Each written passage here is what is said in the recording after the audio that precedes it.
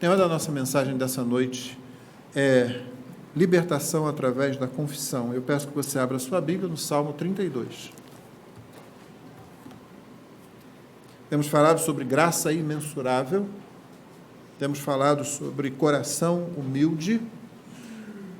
O Salmo 32 apresenta Davi expressando a sua gratidão, sua confiança no Senhor, com um coração realmente humilde, que confessa pecados. Hoje pela manhã você viu que nosso problema, muitas vezes, em lidar com o pecado, é que nós queremos tratar Deus como se Ele tivesse poções. Sabe aquelas poções mágicas? Você toma e acontece alguma coisa. Senhor, me dá uma poção de amor pelos perdidos. Quando, na verdade, talvez eu devesse confessar o meu pecado de não querer ficar mal na fita. Eu não quero ser envergonhado. Pensou, eu vou falar com um não crente, ele não recebe, ele vira a cara, ela não me atende, eu fico lá envergonhado. Eu não quero passar por isso. Aí eu faço o quê? Senhor, dá-me mais amor, dá-me ousadia. Dá-me paciência, quando, na verdade, talvez eu precise de humildade, né? E para isso eu preciso reconhecer o pecado da minha arrogância, do meu orgulho. Novamente, como eu disse de manhã, não é errado você pedir ousadia ao Senhor, não é errado você pedir essas coisas, se a sua mente entende que você precisa confessar e mortificar o pecado que causa aquela reação. Muitas vezes, quando nós não falamos de Cristo, não é falta de ousadia que nós temos em outras áreas da vida, que nós demonstramos em outras áreas da vida. Às vezes é o medo de ser envergonhado, medo de ficar embaraçado, quando o Senhor Jesus sofreu todo tipo de vergonha por nossa causa. Passou todo tipo de vexame, de ignomínia, para usar o termo na Escritura, em algumas traduções. Então precisamos confessar pecado, e precisamos confessar os pecados que cometemos, não é? Não é apenas a gente, Senhor, me dá mais uma porção aí, eu vou tomar e, vou conseguir fazer. Né? Não, o caminho é outro, o caminho é da humilhação, o caminho é da confissão e abandono de pecados, o caminho é da confiança na vida do Senhor Jesus que está dentro de nós, porque só isso pode vencer os pecados. Salmo 32. Bem-aventurado aquele cuja transgressão é perdoada, cujo pecado é coberto. Bem-aventurado é aquele a quem o Senhor não atribui iniquidade e em cujo espírito não há engano. Enquanto calei os meus pecados, envelheceram os meus ossos, pelos meus constantes gemidos todo dia, porque a tua mão pesava dia e noite sobre mim, e o meu vigor secou como no calor do verão. Confessei-te o meu pecado e a minha iniquidade não mais ocultei. Eu disse, confessarei ao Senhor as minhas transgressões, e tu perdoaste a iniquidade do meu pecado. Sendo assim, todo o que é piedoso te fará súplicas, em tempo de poder te encontrar. Com efeito, quando transbordarem muitas águas, não o atingirão. Tu és o meu esconderijo, tu me preservas da tribulação e me cercas de alegres cantos de livramento. Eu o instruirei, lhe ensinarei o caminho que você deve seguir, e sob as minhas vistas lhe darei conselho. Não sejam como o cavalo ou a mula, que não têm entendimento, que são dominados com freios e cabrestos, do contrário, não obedecem você. Muitos são os sofrimentos do ímpio, mas o que confia no Senhor, a misericórdia o cercará.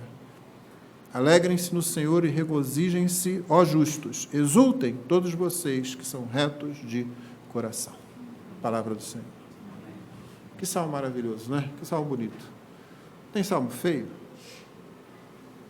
Não, feio não diria, porque todos são poesias bem produzidas, mas o Salmo 88, por exemplo, é um salmo de profunda angústia, onde você chega no final e fica ali assim, e agora?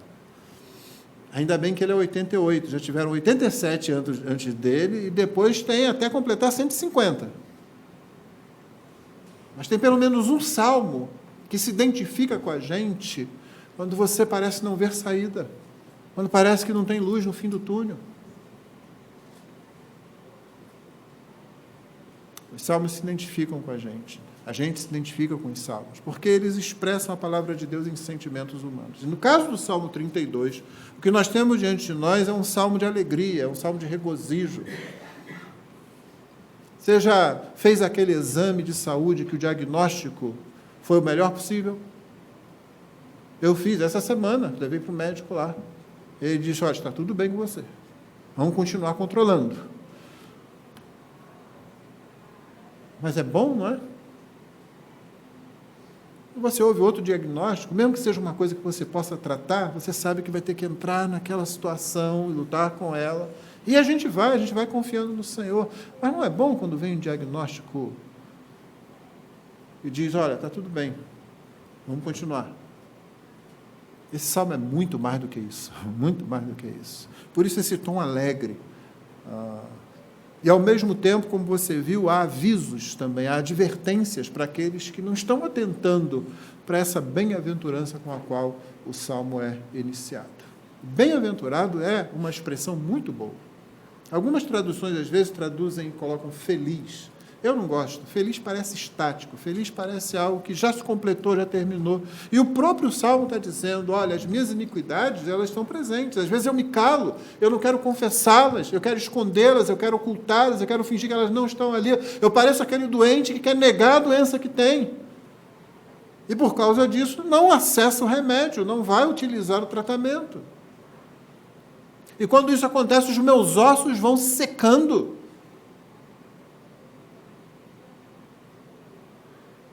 Então a coisa está acontecendo, nós estamos numa jornada. Então a palavra bem-aventurado, bem-aventurança, é um conceito muito bom. Porque lembra ventura, jornada, caminho, sabe? Você não chegou ainda, você não está mais no seu lugar de onde você partiu, você está numa jornada, só que você é bem-aventurado, essa jornada está sendo abençoada, essa jornada é boa. E o que Davi coloca para a gente aqui? É bem-aventurado aquele cuja transgressão é perdoada. O que acontece com aquele cuja transgressão não é perdoada? Obviamente o oposto disso. É bem-aventurado aquele cujo pecado é coberto. O pecado está lá, mas ele foi coberto. Sabe o que é? Parece que não está mais. Você não vê mais. O que quer dizer isso? É bem-aventurado aquele cuja transgressão é perdoada. Como é que isso acontece? Como é que Deus perdoa pecados? Como é que o pecado pode ser coberto?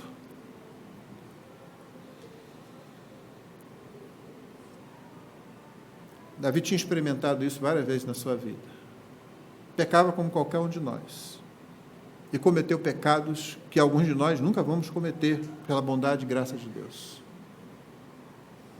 Ele sabia o que é essa bem-aventurança de ter a transgressão perdoada, de ter o pecado coberto.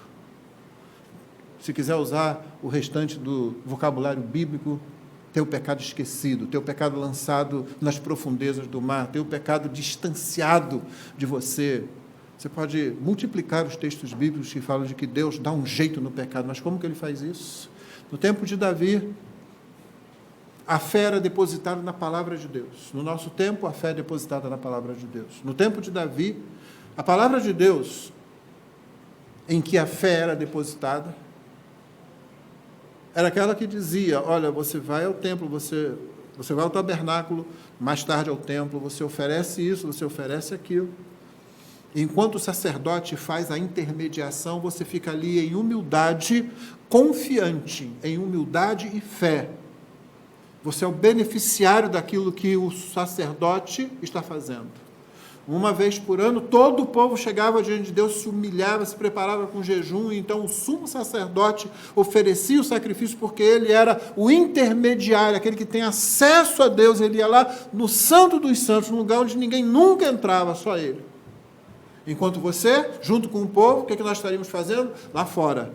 Lá fora nós estaríamos em oração, com jejum, humildes, humilhados diante do Senhor, fé confiante de que aquilo que o sumo sacerdote estava fazendo lá, porque Deus ordenou fazer, Então não é no ato do sumo sacerdote, é na palavra que ordenou o ato. É a palavra que estipulou o ato, que diz como ele deveria ser feito do começo ao fim. Não tem nenhum detalhe em todos os sacrifícios da antiga aliança que eram prestados ou realizados no tabernáculo, mais tarde no templo, mas não ficou nenhum detalhe faltando, nada ficou para deliberação humana. Tudo, a palavra de Deus, o que o Senhor falou através da lei, já estava estipulado. Então eu ficava lá esperando a performance do sumo sacerdote, naquele dia. Como ao longo do ano eu tinha ficado várias vezes esperando a performance dos sacerdotes. A atitude era sempre a mesma, de humilhação, de humildade, confiante, de fé naquilo que o Senhor disse. Quando isso for feito, o seu coração crendo, dependendo, humilde, confiando na minha palavra de que eu perdoarei os pecados de vocês, os pecados de vocês serão perdoados. E foram perdoados. Mas a palavra de Deus deixa muito claro que aqueles sacrifícios não podiam tirar o pecado. Pequenos pássaros, ofertas de comida, de cereais, animais, às vezes do tamanho de uma ovelha, de um cabrito, de um boi, dependendo do sacrifício, dependendo do ritual estabelecido. É por isso que eu estou dizendo, eles não colocavam a fé no animal que estava morrendo ali. Eles não colocavam a fé na performance do sumo sacerdote, eles colocavam a fé no que Deus havia dito. Eles não sabiam como funcionava. Nem nós saberíamos se Deus não tivesse falado para a gente. O que realmente removeria e removeu o pecado daqueles nossos irmãos e irmãs da antiga aliança, e que ainda remove o pecado, e vai continuar removendo o pecado de todo ser humano que chegar com essa atitude diante de Deus, é aquele sacrifício para o qual todos os outros sacrifícios, que eram menores, que eram imperfeitos, que eram incompletos, apontavam lá na frente. O sacrifício no Calvário, o sacrifício do Filho de Deus, o sacrifício do Deus homem, do Deus encarnado, que morreu na cruz, para que os pecados de outrora fossem perdoados, para que o pecado lá na frente, de quem ainda vai nascer, sejam perdoados, todos aqueles que chegam diante do Senhor, para que os nossos pecados aqui sejam perdoados. E qual é a atitude nossa? A mesma deles, fé. Nós chegamos diante de Deus, o Senhor diz, todo aquele que crê no Filho tem os seus pecados perdoados. O Senhor diz, se confessarmos nossos pecados, Ele é fiel e justo para nos perdoar os pecados e nos purificar de toda injustiça. O Senhor diz, o sangue de Jesus Cristo, seu Filho, nos purifica de toda injustiça. A atitude deles, a atitude nossa, é a mesma, de fé, de humildade. A deles era mais gráfica e eles não tinham toda a revelação. Nós conhecemos, estamos numa posição melhor do que eles. Sim, estamos, Hebreus diz isso. Mas não é menos verdadeiro e pode ser muito gráfico se você começar a imaginar, a pensar no que o Senhor Jesus fez por você. Quando nós celebramos a ceia, nós olhamos ali pequenos pedaços de pão, eles não foram feitos assim. Você já viu o pão ser feito assim? Já viu algum forno de padaria onde tem um monte de forminha pequenininha ali, cada uma fazendo? Não, é um pão inteiro que precisa ser partido. No linguajar bíblico, precisa ser quebrado. Deus quebra o seu Filho na cruz do Calvário para que nós tenhamos os nossos pecados perdoados. Deus quebra o seu Filho na cruz do Calvário para que aquelas pessoas do tempo de Davi, e o próprio Davi, e Moisés e os outros, pudessem ter os seus pecados perdoados. Dito isso, é assim que a transgressão é perdoada, é assim que o pecado é coberto. O pecado não é coberto porque Deus tem um tapete e joga a sujeira para lá. Não. O pecado é coberto porque o sangue de Jesus é derramado. O pecado é coberto porque a justiça de Cristo nos reveste. De modo que quando Deus olha para o pecador arrependido que confia em Cristo, Ele vê a justiça do Filho. E Ele olha para você e diz, você está justificado dos seus pecados. Sua injustiça foi removida, o seu pecado foi removido, você está justificado, você está perdoado, sua transgressão foi perdoada, o seu pecado é coberto. É por isso que Davi começa o salmo assim, bem-aventurado. E ele continua, bem-aventurado é aquele a quem o Senhor não atribui iniquidade, em cujo espírito não há engano. Mas peraí, todos nós temos iniquidade, mas o Senhor não atribui mais iniquidade. Por quê? Porque ele atribuiu a Cristo. Novamente, Davi não tinha essa revelação ainda, ele não sabia disso ainda. Ele teve vislumbres do que o descendente dele, o filho de Davi, faria, mas ele não tinha uma cristologia como nós temos hoje. Ou seja, uma doutrina que diz tudo o que a Bíblia diz a respeito de Cristo, porque ele nem tinha a Bíblia inteira.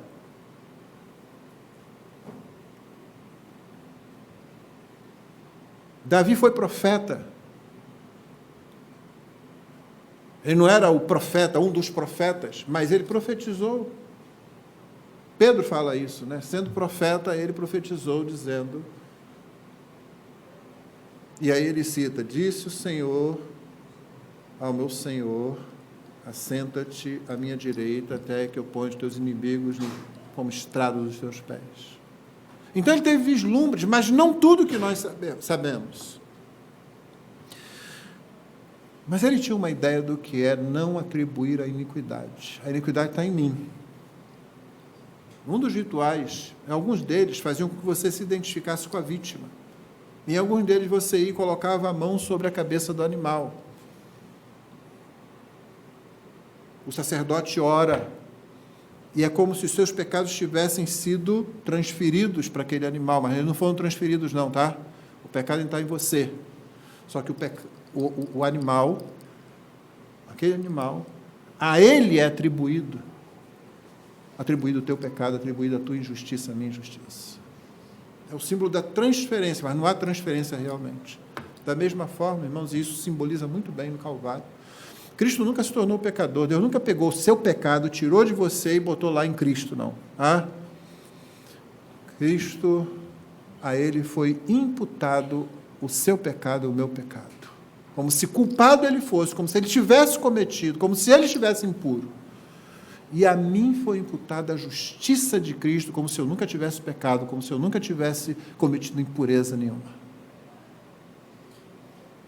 Então, Davi não tinha o quadro completo, mas ele sabia o que significa não atribuir a iniquidade, é porque outro levou a iniquidade sobre si. Alguns séculos mais tarde, Isaías ia dizer isso, não é? O castigo que nos traz a paz estava sobre ele, pelas suas pisaduras fomos sarados. Mas ele levou sobre si a iniquidade de todos nós. Sabe aquele grupo de garotos que está brincando? Isso acontecia muito quando eu era garoto, né? Está brincando, fazendo, daqui a pouco você quebra um negócio qualquer, aí vem um adulto, vem a mãe e diz, o que ele fez isso aí? E aí, se você não for bem pegado com o pessoal, se você não for bem, né, entrosado com a turma, toda a turma diz, foi ele. E podia não ser, entendeu? Mas o pobre coitado vai dizer o quê? Está todo mundo dizendo que foi ele. Cristo é esse. Só que a diferença é que ninguém apontou para ele, ele apontou para si mesmo e disse, fui eu. Pode castigar, pode me castigar. É por isso que a nossa iniquidade não é atribuída a nós, em cujo espírito não há engano, inclusive o engano de achar que eu não tenho pecado. E depois de ter falado sobre essa bem-aventurança, Davi tece um pequeno quadro do que acontece com aquele que não confessa, né? Que tinha sido experiência dele mesmo. Isso aconteceu com Davi. Você tem isso claramente na situação de Batseba, na situação de Urias, um adultério, um assassinato. Pronto, aparentemente deu tudo certo, não é? Eu cobri o meu pecado. Não funciona quando a gente cobre, quando a gente tenta resolver. Ou Cristo resolve, ou Cristo cobre com a sua justiça, ou não vai funcionar. Ele ficou lá até ser confrontado pelo profeta.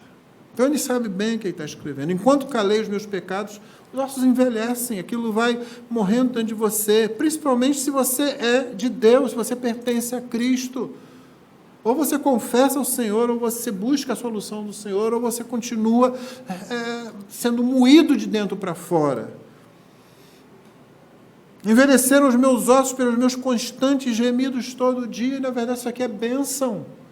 Isso é bênção. A maldição é quando você se sente bem com o pecado cometido. É quando aquilo não causa nada em você. É quando você, pecando, põe a cabeça no travesseiro e dorme tranquilo. Isso significa que não há nada em você do Senhor Jesus, não há nada do Espírito em você.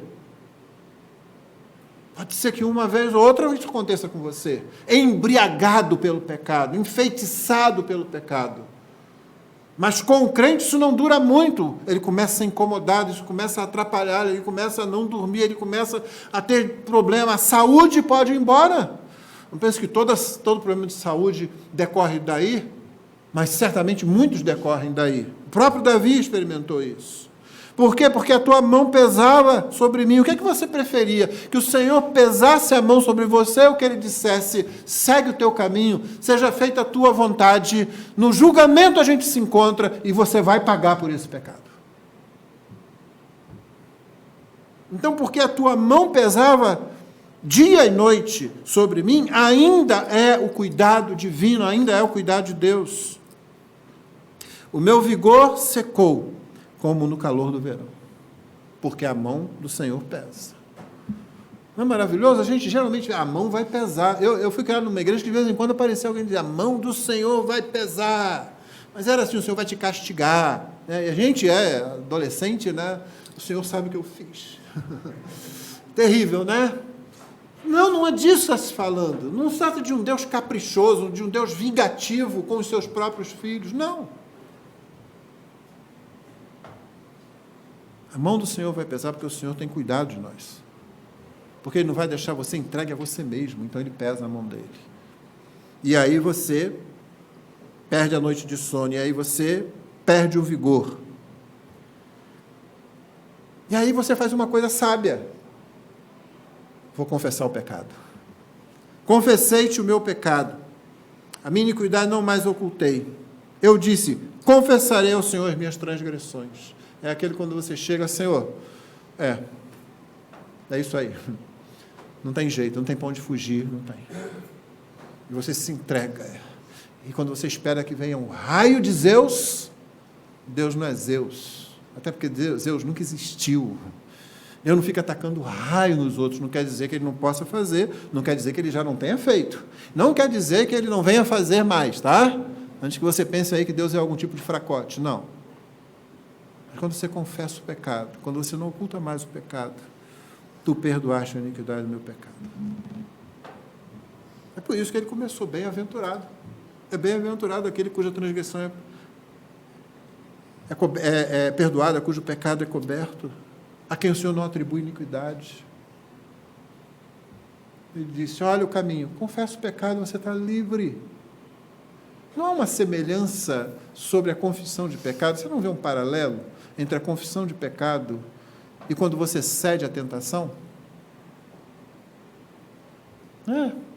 A tentação está ali, está te pressionando, está te pressionando, está te pressionando. Vai lá, faz. Vai lá. Vive aquilo, experimenta aquilo. E você está lá, aquele negócio, né? Aí você cede, pronto, o peso vai embora. O peso da tentação vai embora. Aquele pensamento, gente, se eu não experimentar isso, eu vou ficar me perguntando como teria sido. Já viu esse argumento em filme? Você vai ficar sempre pensando aí, como teria sido se eu tivesse feito desse daquele jeito? É uma pergunta que não leva a lugar nenhum, mas fica lá, né? Olha, vai, faz, e vai, consegue, aproveita. Aí você, pronto, você cede, você peca, e há um alívio, pelo menos naquele momento, da pressão da tentação. Quando você confessa o pecado, é a mesma coisa. Só que não é o desejo pecaminoso que está pesando sobre você, é a mão de Deus que pesa sobre você. E quando você confessa, pronto, você se entrega ao Senhor para que Ele faça com você o que Ele quiser. Obviamente, o primeiro exemplo que eu dei leva numa direção da morte, da destruição, do juízo eterno de Deus. O segundo exemplo da confissão de pecado, quando você diz, faça comigo o que o Senhor quiser, Deus vai dizer, o que eu tive que fazer eu já fiz. Não foi com você, fiz com meu filho no seu lugar. Ele recebeu a culpa, ele recebeu o castigo. Não tem mais castigo para você. Isso deveria nos constranger, nos humilhar, de tal forma que, constrangidos, a gente respondesse sempre em obediente amor ao Senhor. Porque é sempre isso que o Senhor diz: cada vez que você peca, cada vez que você fere o coração de Deus, que você chega lá, finalmente arrependido, confessa o seu pecado, Deus diz assim: já está resolvido, o meu filho sofreu por esse pecado, o meu filho deu a vida por esse pecado, porque deu a vida por você. Nós precisamos meditar sobre essas coisas, irmãos, e nos humilhar, porque é isso que vai nos constranger e nos fazer responder amorosamente ao Senhor. Eu disse: confessarei ao Senhor as minhas transgressões e tu perdoaste a iniquidade do meu pecado. E aí ele aproveita para dar um alerta: sendo assim, todo o que é piedoso te fará súplicas em tempo de poder te encontrar. Porque às vezes nós chegamos atrasados para Deus. Deus nunca se atrasa, Deus nunca chega adiantado, Deus está sempre no tempo certinho. Mas nós chegamos atrasados, às vezes nós não estamos mais. Quando finalmente a gente pode querer pensar em resolver alguma coisa, a vida é ceifada. Acaba. Ou alguma coisa acontece que nos prende tão gravemente no pecado que a demora para sair dali vai ser grande.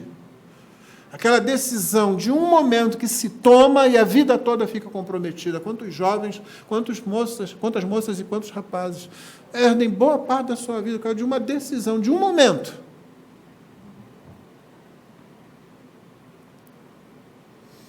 Davi, que tinha entendido bem disso, que experimentou os dois lados dessa questão, e disse: sendo assim, todo que é piedoso te fará súplicas em tempo de poder te encontrar. Com efeito, aquele que procura ao Senhor, encontra o Senhor. E aquele que faz súplica ao Senhor, é atendido pelo Senhor. Com efeito, quando transbordarem muitas águas, não o atingirão. Irmãos, terríveis são as águas que vão subindo à nossa volta, quando você não confessa o pecado, quando você não abandona o pecado, quando você não confia em Jesus para vencer o pecado em você. Talvez você tenha visto aquelas cenas terríveis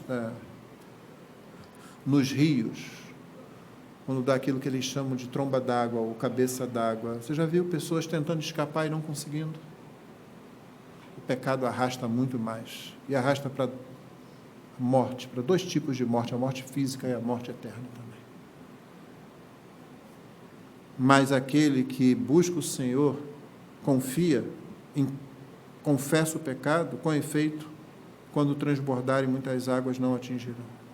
Por isso ele continua dizendo: tu és o meu esconderijo. As águas podem subir, eu tenho um esconderijo que está sempre acima delas, e tu me preservas na tribulação. E aí um dos versos mais gostosos do livro dos Salmos e da Bíblia: e me cercas de alegres cantos de livramento. Eu estou cercado de quê? De cantos de livramento. Olha só. Você não está cercado por inimigos, você não está cercado pela sua iniquidade, você não está cercado pelas acusações de Satanás, como se elas pudessem realmente produzir efeito eficaz, se você me permite. Não, você está cercado não pelas muitas águas, você está cercado por alegres cantos de livramento. Sabe o que é isso? Você olha para um lado, tem um louvor, você olha para o outro lado, tem outro louvor, você olha para frente, tem outro louvor. Estou parecendo da Assembleia de Deus, né? Tem um louvor aqui, um louvor ali, outro louvor lá. Cantos de livramento. Tu me preservas da tribulação e me cercas de alegres cantos de livramento. E aí vem o Senhor falando. Davi coloca a palavra do Senhor aqui: eu o instruirei. Vai lembrar o Salmo 25, que diz a mesma coisa: bom e reto é o Senhor, por isso aponta o caminho aos pecadores. Eu o instruirei, me ensinarei o caminho que você deve seguir. Eu não vou te deixar sozinho, não vou te livrar simplesmente e deixar você ir para você ir caindo toda vez. Não, eu vou ensinar o caminho que você deve seguir. Sob as minhas vistas lhe darei conselho. Já tomou conta de criança? Você sabe que criança está aqui, de repente já está lá na rua. Né? Qualquer pessoa que já tem filho sabe como é que é isso, né? Ela está aqui, de repente, está no lugar mais fundo da piscina. E aí o pai, a mãe, a pessoa estava tomando conta, desesperado, assim, como se não tivesse uma explicação, e tem uma explicação lógica para aquilo, né? Gente, mas estava aqui, como é que eu não vi? O Senhor, e você vai lembrar do salmo que diz: o Senhor, o guarda de Israel, não tosqueneja, não dormita o guarda de Israel, por isso ele guarda a tua entrada, ele guarda a tua saída. É sob as vistas do Senhor que você recebe conselho, como alguém que está aos pés dele, e ele vai orientando, dirigindo, ensinando, sob as vistas, sob o cuidado dele. E a advertência novamente, agora dada pelo Senhor, não pelo o comentário de Davi no verso 6, mas agora pela própria palavra, como se fosse Deus falando, não sejam como o cavalo ou a mula. Você chamar alguém de mula ou de cavalo é uma ofensa, não é? Ninguém gosta de ser chamado assim. Você é um cavalo, né? Eu já vi algumas esposas falando isso para o marido. Eu sei que as que estão aqui nunca falaram, nunca foi necessário falar, não é? Você é uma mula mesmo, né? Seja lá o que se quer dizer com isso, não é uma boa coisa. Só que aqui é Deus falando. Você não quer que o outro te chame de cavalo ou mula, mas às vezes é exatamente o que você está reeditando na sua vida. Um cavalo, uma mula. Por quê? Porque são irracionais. Porque precisam da gente, não para a gente instruir o caminho que deve seguir. Você não instrui um cavalo assim. Eu já andei muito a cavalo. Já andei a cavalo na chuva, de noite. O que você faz? No meio da floresta, assim, você deixa o cavalo ir, ele te leva lá. Nunca me levou para outro lugar. Sempre me levou no caminho certo. Aí, no temporal, eu estou lá e tal, ainda está faltando 1 hora para chegar e tal. Eu não sei o caminho, o cavalo sabe. Você perguntar aí, quem é a mula então, gente? Pô. Sabe por quê? Porque você instruiu o cavalo em algum momento. Como? Não foi numa conversa, nenhuma palestra, não foi numa aula, não. Não, você botou arreio, você botou freio, e aí você conduziu por aquele caminho. Aí você faz isso algumas vezes e ele sabe o caminho. Mas tem que ter freio na boca, tem que ter arreio, entendeu? Deus está falando, não seja assim, você não foi criado para isso. Esses animais foram criados para isso, você não. Eles não têm entendimento, são dominados com freios e cabrechos, do contrário, não obedecem você.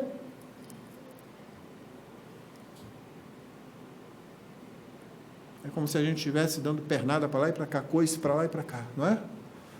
Não lembra a palavra de Jesus para Paulo? Paulo, por que me persegue? Dura coisa para você recalcitrar contra os aguilhões, não é? Você tem dificuldade, né? Você dá amarrada para lá, amarrada para cá, coisa para lá, botando você no caminho, você está parecendo um cavalo, uma mula. O Senhor diz, não sejam, você não precisa ser.